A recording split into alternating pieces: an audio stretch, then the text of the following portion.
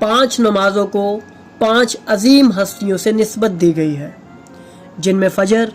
इमाम हुसैन अलैहिस्सलाम से, ज़ोहर की नमाज रसूल खुदा से, जबकि असर की नमाज अमीरुल मोमिनीन अली अलैहिस्सलाम से, मगरिब की नमाज जनाब सैयदा से और इशा की नमाज इमाम हसन अलैहिस्सलाम से मंसूब की गई है। नाजरीन, अगर आप इस रिवायत पर गौर करें तो मालूम होगा